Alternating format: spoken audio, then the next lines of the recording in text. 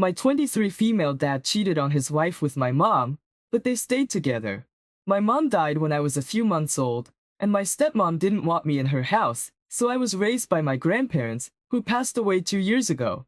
My dad died before them, so everything was willed to me and my half-brother, 28.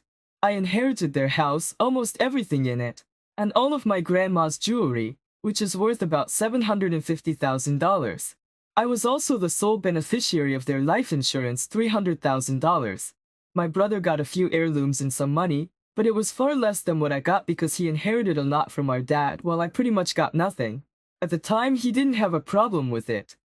He's getting married soon, and I was talking to his fiancée, who told me my brother told her that our grandma wanted his future wife to get married wearing the jewelry she wore at her wedding. I have no idea why he told her this. He was not close to our grandma at all. She definitely did not promise him her wedding jewelry. I was actually planning on wearing it to my wedding and talked to my grandma about that. I told my sister-in-law that I couldn't give her the jewelry.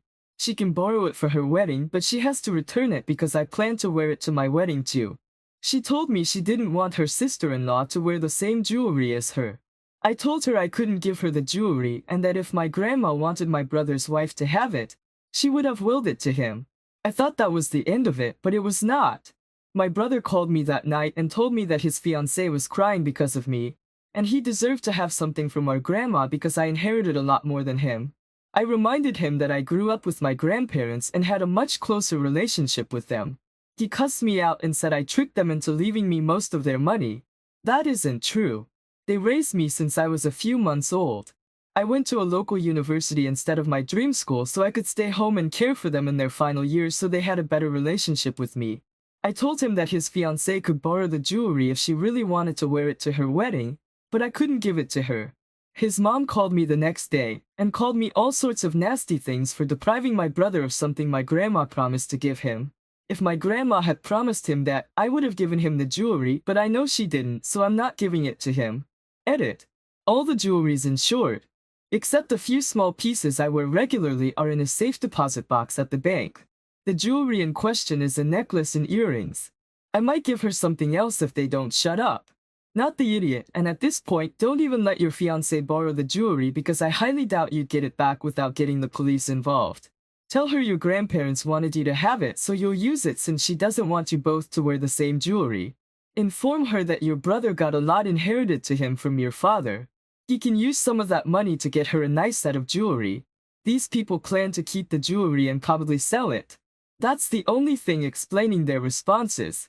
Or buy an expensive-looking but fake jewelry set, saying it's from the collection, and let her borrow it.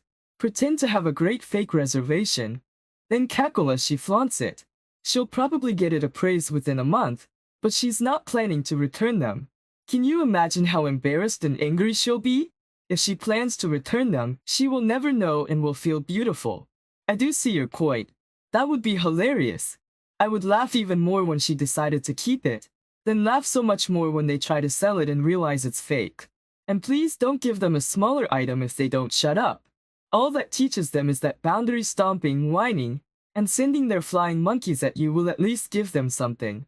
That's a dangerous precedent to set with these two. Your stepbrother's very persistent and entitled. Your grandmother wanted you to have it. My teen female mom got pregnant young, and she has me and my brothers, 18 male and nearly adult male. My mom and the person I know as my dad started dating while she was pregnant with me. My whole life I was told he was my father, and his name is on my original birth certificate. My bio mom and dad were unfit parents, and it resulted in us being taken away by CPS. They eventually got their parental rights taken away. We were later adopted by a different family, and they are who we see as our mom and dad. A year ago, we discovered that the man we thought was our bio dad is in fact bio dad to middle brother, and our bio dad is a person we had never met. Our bio dad reached out to us, and while we were hesitant at first, our parents suggested we at least just say hi back. We did, and eventually we ended up meeting bio dad and later his family. Through this, we learned that bio dad knew that our mom was pregnant, but chose not to be involved, and wanted nothing to do with us as he wasn't ready to have children.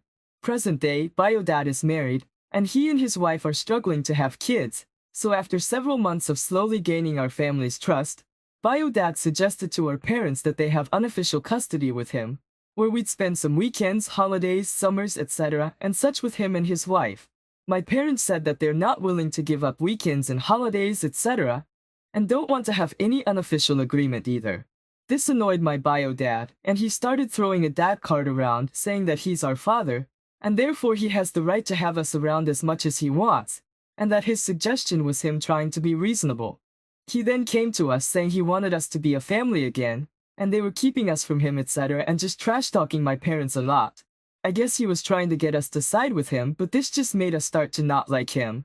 The next few times we met, he just kept on trash-talking our parents, and I told him that he had multiple chances to be a parent but chose not to. He doesn't get to be a parent when it's now convenient for him, and had he stepped up earlier, he wouldn't be in this situation. I also said that if he kept trash-talking our parents, we'd stop talking to him. Now we've stopped talking. Our bio dad then took to social media, telling any and everybody that my parents are evil, and keeping him from the only kids he might ever have, and calling us kids brainwashed, dumb, and ungrateful. Since then, we've had his family and friends contact us, saying we should apologize to bio dad, and rethink our decisions. Others blame our parents, saying that one day we'll snap out of our parents' brainwashing, and regret cutting our bio dad off. Some took it even as far as to say we're ungrateful, petty, and all kinds of mean things. Am I the idiot for telling my dad it's his fault he's in this situation? Not the idiot. This is ridiculous. How can a perfect stranger enter your life as a nearly legal adult and start claiming parental rights? If he cared, he would have been present in your younger years. You and your siblings owe him nothing. As far as you're concerned, he's just a donor. You have actual parents now, even though you're not biologically related. I agree. I'm a parent, and I'm horrified at how bio dad is acting, especially with these horrible social media posts. I've replied to his friends asking what OP should be grateful for. The fact that our bio dad knew about his children and abandoned them to CPS for the first 17 years of their lives, only to show up when they're adults and expect someone to love him. P, you're absolutely correct. He had multiple chances to be a parent and chose not to. He doesn't get to be a parent when it's now convenient for him. If his family and friends keep harassing you, respond with that and block them. You had a great adoptive mom and dad who really care about you and aren't using you to sue the childless wife. I suspect if bio dad's wife has a kid, you'll get dropped again. Never have contact with him again. His behavior is off the rails, mean and ridiculous. Move on with no regrets. I, 27 female, go out with my sister Lily, 35, once every 2 or 3 months for lunch. That is both because she has 3 kids, female pretween, male kindergartner, and female toddler, and barely has time, and because I have very few days to myself thanks to my residency.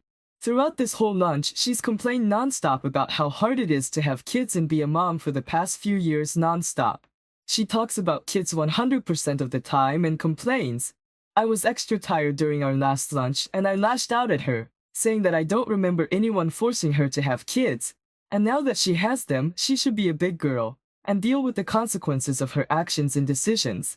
She got super mad and called me a judgmental idiot who knew nothing about parenthood. I was like, exactly, I'm taking one of the most challenging paths a person can take in my career, and I've never complained, not even a word, because I chose it myself. She told me I was a horrible sister and an even worse aunt, and she said she wanted nothing to do with an idiot like me. Am I the idiot? Edit. She does have a husband. She's a stay-at-home mom. Her husband has some financial struggles. Other kids were planned, informed choices she made. She's naturally a person who finds things to complain about, even when there genuinely isn't anything that bothers her. Not the idiot. You can only take so much from a person. Being so utterly negative like that sucks the life out of folks. The conversation sounds exhausting and one-sided. That being said, she's right about it being hard.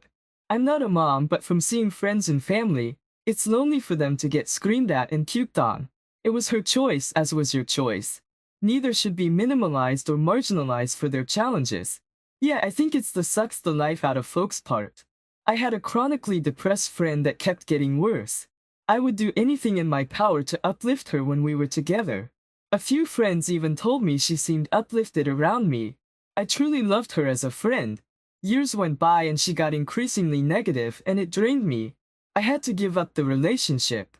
I still miss her, but I just can't do it. Everyone's the idiot here. People complain about the things happening in their lives. You probably complain about things in your life that are stressful. Your sister complains about her kids because they're stressful. It's literally what people do. Telling people they can't complain because they made their choice. So, therefore, they lost the right to complain, and it has to be all rainbows and butterflies is absurd. However, you can't ask to change the subject or just sympathize. Also, don't compare your choices with your sister's. You're different people with different goals. Stop competing for whose life is harder. Based on your logic, you chose to have lunch with your sister. So, therefore, you can't complain about that experience. My boyfriend got very skinny in the last few weeks. I feel he lost at least 10 kilograms, 22 pounds. I saw him shirtless yesterday and was kind of shocked at how much weight and muscle he lost. I still think he's beautiful, but I'm worried about his health if it continues like that. Yesterday, I told him that I noticed how much weight he had lost, and that he should start eating more before he gets sick. I said it's not a serious tone at all though, just chill. He got kind of offended and told me to mind my own business. He was very dismissive and kind of rolled his eyes at me, which made me sad. I apologized and I told him I was just worried about him. And then he said, "Do you want me to call you a fatty and eat less?" Yeah, don't be annoying. I was so shocked that he'd say something like that. I wasn't trying to be mean at all. I'm still very sad about this and we haven't talked much since then. And I don't get why he even said this because I'm at a normal weight. I'm 5 feet 5 inches and 150 pounds. But his comment made me very self-conscious. His overall behavior has been very dismissive for some time now and I don't know why. But anyways, was I wrong for saying that? Should I apologize again? If his comment made you self-conscious, how do you think he felt when you told him to eat more? Body shaming isn't just when a skinny person makes fun of a bigger person. It's okay for you to point out his weight, but when he suddenly turns the tables, you're the victim? Now you're the Lulu and you are the idiot. I'm confused. You said he'd lost 10 kilograms, 22 pounds in a few weeks. So something like 4 to 7 pounds a week and he's now skinnier and you went straight to eat more? If this is correct, this is dramatic, rapid weight loss that indicates a serious medical issue.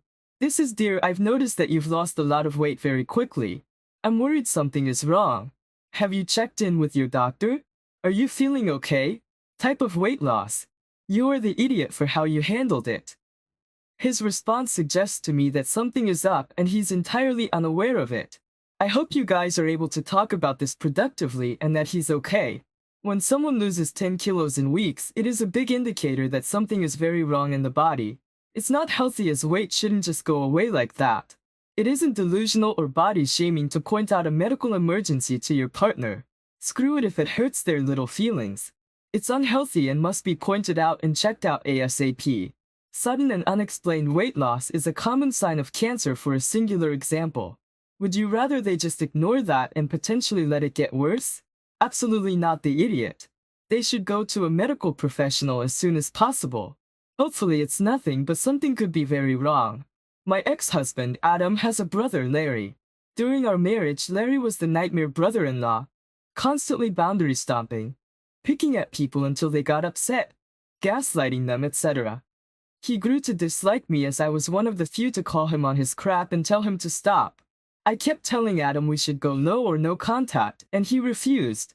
Larry then began crap-talking me to everyone. Adam never stood up for me, despite several conversations. Unfortunately, my daughter, then a young teen now a mid-teen, ended up hearing a lot of it, and it really hurt her as we're close. I did my best to keep my kids from Larry, but Adam continued to bring my kids around them. Due to this and many other factors, we divorced. I tried to fight in court that Adam couldn't bring the kids around Larry and lost. One day, Larry went too far, crap-talking me in front of my daughter, and she went off on him, defending me and calling him out for his bullying behavior. She later told her dad it was her or Larry, and if he didn't pick her, she'd never go over to his house again. At the time, I had full custody as my kids were old enough to decide who to live with, and they picked me. They eventually compromised that my daughter wouldn't have to be around Larry again, but Adam would continue seeing him on his own. My daughter entered therapy shortly after and didn't see Larry after that. With the help of her therapist, she finally told me that when I wasn't around, Larry would bully her and instigate until she got upset. Then her father would ground her or make her apologize. Adam was then asked to join therapy and apologized. Adam and our daughter have since begun seeing a therapist to work on their relationship. Well, Larry died last week of a heart attack. Adam is naturally devastated. The funeral was yesterday. My daughter refused to go. I told my daughter she didn't have to go. My son, a teen, chose to, and I respected that. I did make sure my daughter was positive she didn't want to go, and she stood firm, taking several days to mull it over. We also discussed sometimes we do things we don't want to for those we care about, which also led to a great conversation on boundaries, and I ultimately respected her choice. If it's relevant, the funeral fell on my custody day. Adam's angry at me that I didn't force my daughter to go. I said that given the circumstances, she shouldn't have to go. Several members of Adam's family have reached out and told me that I had enabled my daughter to alienate Adam and Larry from each other, and have further allowed her to be disrespectful by allowing her to miss the funeral. Am I the idiot? Not the idiot. Your daughter learned how to stand up for herself. There's zero point in making her go to a funeral to pay her respects to someone who never respected her or you. Good job, Mom. And if Adam doesn't knock it off, I can foresee another funeral your daughter may skip. It sounds like your ex-brother-in-law only abused women and girls, and your ex was okay with that. Hasn't Adam learned anything? Despite all that therapy etc., your daughter will end up going no or no contact with him and his family, and he'll be crying wondering why. Honestly, the fact that they're all trying to attack both you and her for her making a choice based on our own needs just shows the very toxic lack of respect for personal boundaries they all have.